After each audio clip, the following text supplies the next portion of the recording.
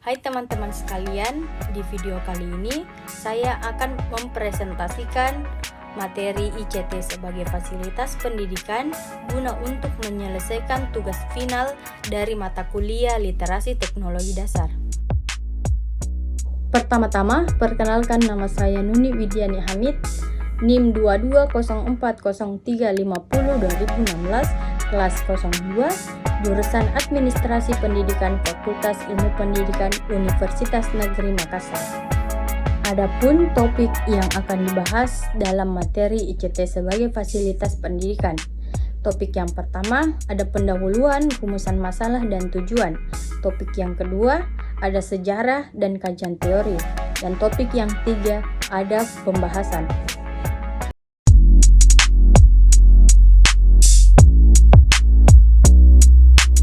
Pendahuluan. Pendidikan mempunyai peran yang sangat penting dalam rangka untuk mencerdaskan anak bangsa, maka pendidikan harus mengikuti perkembangan ilmu pengetahuan dan teknologi. Ilmu pengetahuan dan teknologi yang kita rasakan perkembangannya cukup pesat adalah teknologi informasi dan komunikasi atau ICT, atau dalam istilah bahasa asing Information and Communication Technologies atau ICT.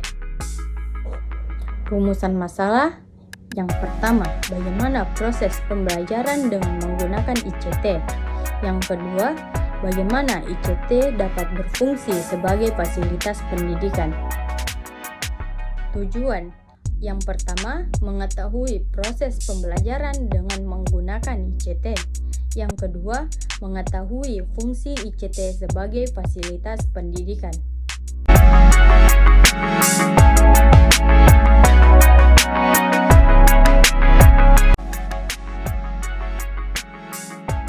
Kajian teori ICT mencangkup dua aspek, yaitu teknologi informasi dan teknologi komunikasi.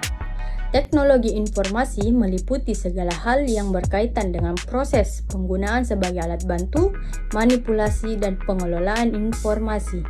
Sedangkan teknologi komunikasi adalah segala sesuatu yang berkaitan dengan penggunaan alat bantu untuk memproses dan mentransfer data dari perangkat yang satu ke lainnya. Oleh karena itu, teknologi informasi dan teknologi komunikasi adalah dua buah konsep yang tidak terpisahkan.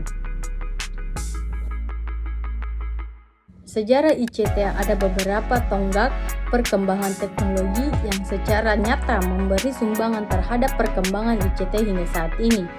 Pertama yaitu temuan telepon oleh Alexander Graham Bell pada tahun 1875. Temuan ini kemudian berkembang menjadi pengadaan jaringan komunikasi dengan kabel yang meliputi seluruh daratan Amerika. Bahkan kemudian diikuti pemasangan kabel komunikasi transatlantik.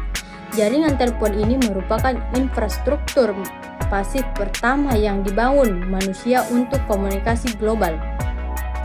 Memasuki abad ke-20, tepatnya antara tahun 1910 sampai 1920, terwujud sebuah transmisi suara tanpa kabel melalui siaran radio AM yang pertama. Komunikasi suara tanpa kabel ini pun segera berkembang pesat, kemudian diikuti pula oleh transmisi audio visual tanpa kabel yang berwujud pertama beroperasi pada tahun 1943, lalu diikuti oleh tahapan miniaturisasi komponen elektronik melalui penemuan transistor pada tahun 1997 dan rangkaian terpadu atau integrated electronics pada tahun 1957.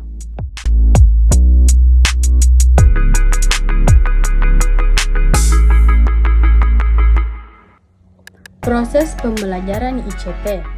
Pada umumnya, yang dimaksud dengan teknologi informasi dan komunikasi dalam pembelajaran ialah penggunaan internet untuk pembelajaran. Keberhasilan pembelajaran yang dilakukan dalam satu kegiatan pendidikan adalah bagaimana siswa dapat belajar dengan cara mengidentifikasi, mengembangkan, mengorganisasikan, serta menggunakan segala macam sumber belajar. Fenomena pemanfaatan ICT.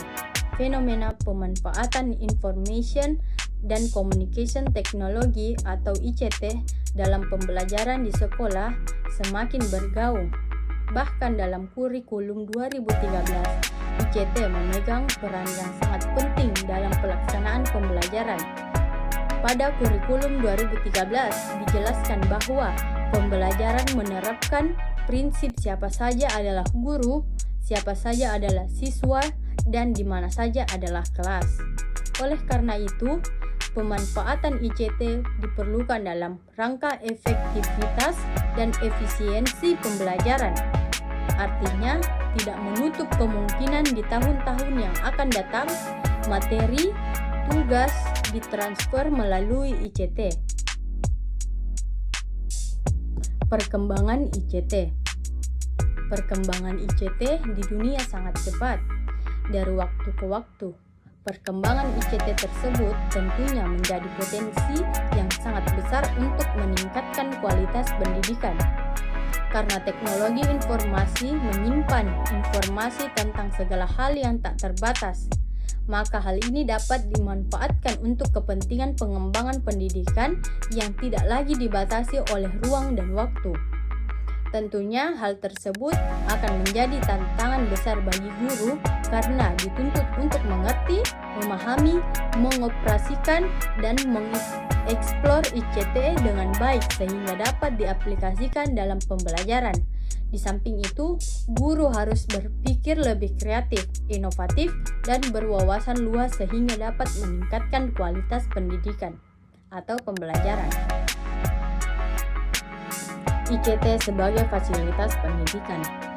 Information and Communication Technology atau ICT sebagai sarana atau fasilitas yang melengkapi fungsi sekolah sebagai lembaga pendidikan, khususnya yang terkait dengan media pembelajaran, terutama fasilitas-fasilitas yang bernuansa elektronik seperti laboratorium komputer, jaringan internet, peralatan lab bahasa, ruang multimedia, studio rekaman suara, studio musik, studio produksi video, dan editing.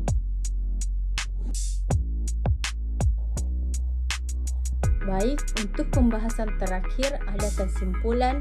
Yang pertama, proses pembelajaran dengan ICT dapat dibagi atau atas dua peran, yaitu sebagai media presentasi pembelajaran, misal berbentuk slide, PowerPoint, dan animasi dengan program Flash. 2. Sebagai media pembelajaran mandiri atau e-learning, misal peserta didik diberikan tugas untuk membaca atau mencari sumber dari internet, mengirimkan jawaban tugas, bahkan mencoba dan melakukan materi pembelajaran. Melalui e-learning, belajar tidak lagi dibatasi oleh ruang dan waktu. Belajar dapat digunakan kapan saja dan di mana saja. Kesimpulan yang kedua, ICT sebagai fasilitas pendidikan. Dalam hal ini, ICT sebagai sarana yang melengkapi fungsi sekolah sebagai lembaga pendidikan, terutama fasilitas-fasilitas yang bernuansa elektronik. Melalui berbagai fasilitas tersebut, pengetahuan dapat disampaikan sesuai konteks dunia nyatanya, memberikan ilustrasi berbagai fenomena ilmu pengetahuan untuk mempercepat penyerapan bahan ajar. Peserta didik diharapkan melakukan eksplorasi terhadap pengetahuannya secara lebih bebas dan mandiri.